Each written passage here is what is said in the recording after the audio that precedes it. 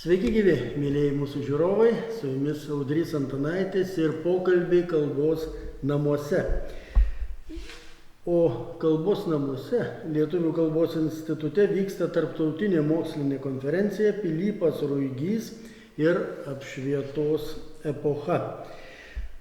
Daug pranešimų, pranešėjų ir štai dar viena mūsų viešnia, turiu omeny ir Lietuvos viešnia, ir instituto viešnia, ir konferencijos dalyvė, ir labai rimtas žmogus. Tai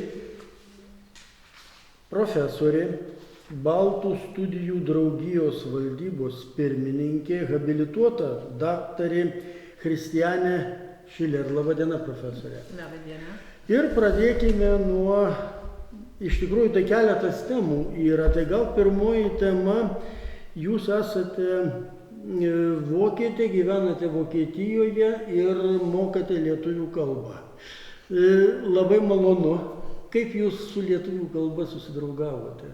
Tai kažkaip nepaprasta pasakyti, nes visi žmonės mano, kad aš esu lietuvių kilmės, gal iš Klaipėdos krašto, ir dėl to mane labai domina lietuvių kalba, bet iš tikrųjų tai ne.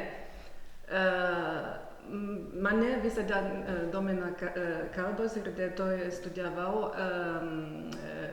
rusų kalbą ir geografiją, rytų Vokietijoje. Ir aš greitai supratau, kad nenoriu dirbti mokykloje, kaip iš pradžių buvo numatyta, bet norėjau kažką kito padaryti. Atsirado toks pasiūlymas, kaip toks diplominis darbas man pasiūlė pasirinkti lietuvių kalbos internacionalizmai. Ir tai aš supratau, kad reikia mokytis lietuvių kalbos ir taip man labai galiojo ir tai aš pasirinkau būtent šitą temą kaip diplominio darbo temą ir paskui aš galėjau pereiti į doktorantūrą ir galėjau rašyti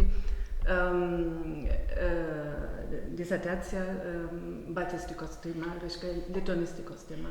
Jūs labai drąsus žmogus. Kokiam mieste jūs nepaminėjote, gyvenate ir dirbote? Aš tada studijavau Halės Martino Luterio universitete, bet aš pati esu kilusi iš Rostoko. Kada atsirado šitas pasiūlymas pasidomėti lietuvių kalbą, aš jau buvau susipažinęs su latvių kalba, bet aš, aišku, kad aš tada latvių kalbos nemokėjau, bet susidraugavau su latviais, nes Rostokas ir Ryga yra miestų partneriai. Ir tada aš supratau, lietuvių kalba yra, yra panaši į latvių kalbą, ir tada man labai domina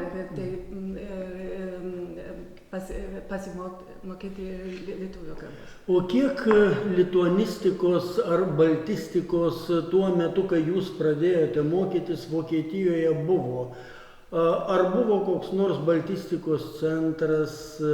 Ar buvo vadovėlių, iš kurių jūs galėjote mokytis? Kaip jūs mokytis?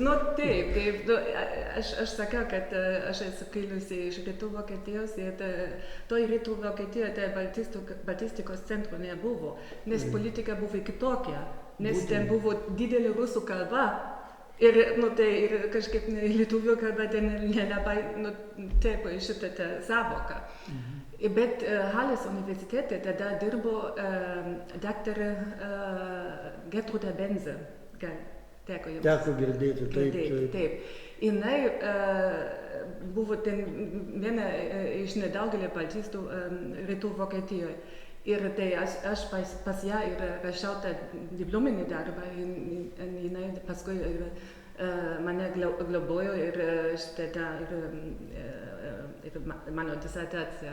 Ir jos dėka aš patekau į šitą baltistiką ir aš su ją pradėjau mokytis lietuvių kalbos. O kada jūs pirmą kartą atvažiavote į Lietuvą? Aš pirmą kartą atvažiavau į Lietuvą 1989 metais. Kai vyko čionai Nu, virsmas, taip. Tiesą sakant, 1 metus anksčiau, tai per savo vestuvinį kelionę. Aš pirmą kartą buvau ir pateko ten į tą, kažkaip ten sąjūdžio. Metais.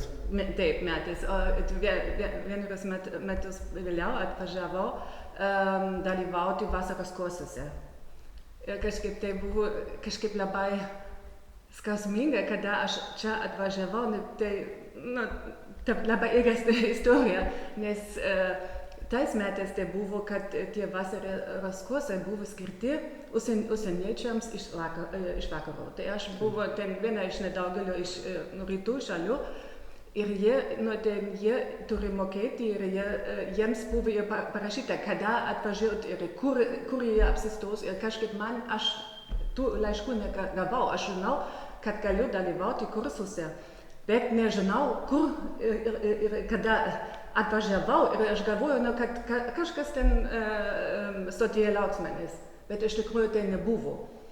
Ir aš nežinau, kur man eiti, kur vyksta tie kursai, kokiam viešbutį aš gyvensiu, tai aš visiškai apsiverkiau. Ir atėjo ten pas taksistą ir ten papasakojo, aš tada palyginti gerai rusiškai kalbėjau, nes aš stažavau Voronežo universitete. Ir jis sako, palaukit, tik atvažiavo kanadiečiai. Ir jie ten apsigyveno ten Saulėtekyje ir tai aš jūs nuvešiu į Saulėtekijos ir gal jūs ten surasite. Viskas buvo gerai, tai ir aš dalyvavau ten kursus ir paskui tai buvo mano, krikštas. Sakyti. Bet gyvenimas jūs užgrūdino, bet svarbiausia neatbaidė. Tai buvo paskutinį kartą, kad aš viena atvažiavau į Lietuvą ir kad manęs niekas nepasitiko. Paskui atsirado daug draugų ir ten visada mane pasitiko ir paskui Lietuva tapo antram mano gimtinė. Gimtinė, tėvynė. Bet dabar, profesoriai, jeigu ir nepasitiktų, jūs jau nebepasimestumėte. Lietuvą pažįstat, kalbą mokat, žinote, kur kas yra. Taip, kad iš tikrųjų labai gerai. Jūsų veikla lituanistinė, kaip aš suprantu, skyla į dvi dalis. Viena dalis mokslinė, štai jūs skaitėte konferencijoje pranešimą apie Pilypą Ruigį ir jo šeimą, o kita dalis tai Baltų studijų draugijos, kaip suprantu, tai čia daugiau tokia organizacinė. Gal galėtumėte labai trumpai ir apie vieną, ir apie kitą veiklą. Po to, kai jūs išmokote lietuviškai kalbėti, kai jūs rinkotės mokslinę temą, tai ta tema, dabar jūsų kokia pagrindinė mokslinė tema?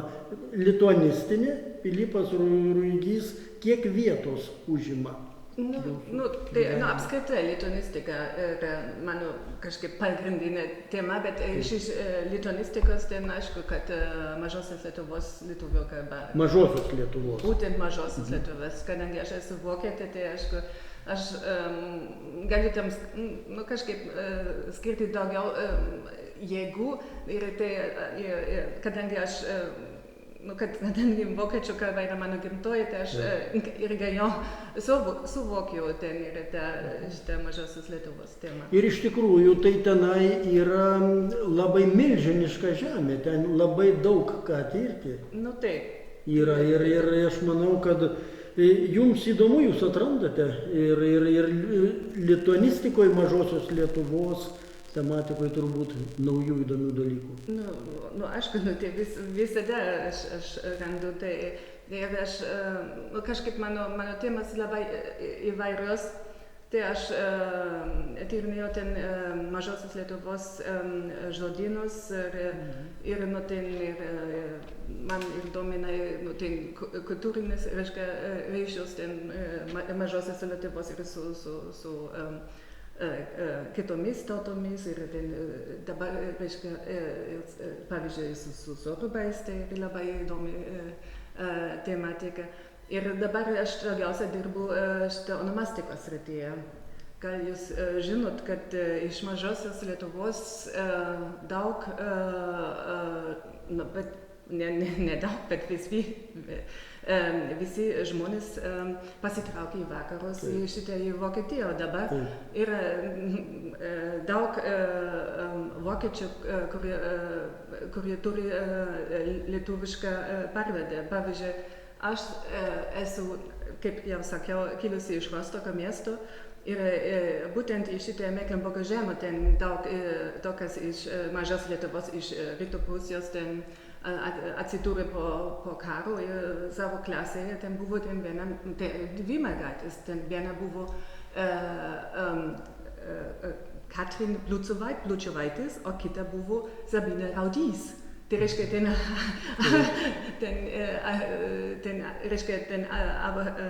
abiejų protėvių kilę iš Mažosios Lietuvos. Tik po to, reiškia, vėliau supratau, kad jau vaikystėje, jaunystėje atsidūrėjau su lietuvių palikuoniais. Tai iš tikrųjų, kuo giliau į mišką, to daugiau medžių. Tai dar matyt, kad atrasime su jūsų pagalba dar daug įdomių dalykų. Ir profesorė, gal dar apie tada Baltų studijų draugiją. Kuo jinai užsiima ir koks jos veiklos laukas, kiek platus? Baltų studijų draugija sujungia baltistus iš Vokietijos ir iš užsienių. Ir mes dabar turim daug narių iš Lietuvos ir labai džiaugiuosi, kad dabar galim rengti tokią bendrą konferenciją Lietuvių kalbos institute kartu su lietuvių kolegais ir kolegomis. Nu taip, aš 2015 metais buvo paprašyta perimti vadovybę šitą Berlyno baltistų rate. Tai reiškia, tas buvęs pirmininkas, profesorius Ekertas manęs paprašė, ar aš negalėtų tapti pirmininką. Ir aš sutikau su prielaidu, kad aš galiu pakviesti į valdybą savo draugus, tai jie su manim atvažiavo, tai mano pavaduotojas, habilituotas daktaras Haroldas Pichelmajeris ir mūsų iždininkai ir mano gera draugė Silke Brum. Ir su jais mes sukūrėm naują draugiją, ten Baltų studijų draugiją, ir mes bent kas antrą metą rengiam konferencijas ten su įvairiais partneriais. Ar jūs rengėt Berlyno Humboldto universitete? Ir Berlyno Humboldto universitete, bet ir kitur. Mes Vokietijoje turit omeny, ar kitur?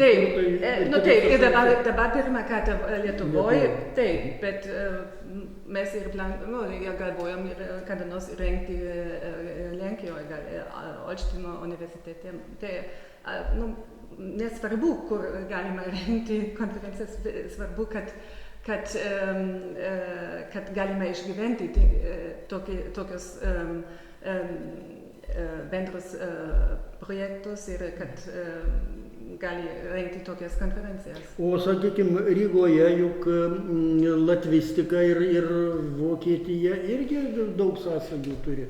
Nu taip, kad aišku, kad galime rengti Rygoje, bet dabar kol kas turim daugiau narių iš Lietuvos, tai to rengiam dabar Vilniuje. Ar galima apibendrinant sakyti, kad Vokietijoje yra vienas iš tokių rimtų baltistikos centrų? Kiek jūsų baltistų Vokietijoje yra? Nes turime štai tokią Italijoje tradiciją, Prancūzijoje štai turime vieną svečią ir šitoj konferencijoje, ir du rimti indoeuropeistai yra Paryžiuje. Kiek Vokietijoje? Sunku pasakyti, nes ne visi yra kažkaip gryni baltistai, o aš faktiškai, nors esu baltistė, bet aš niekada nestudijavau baltistiką, baltistikos.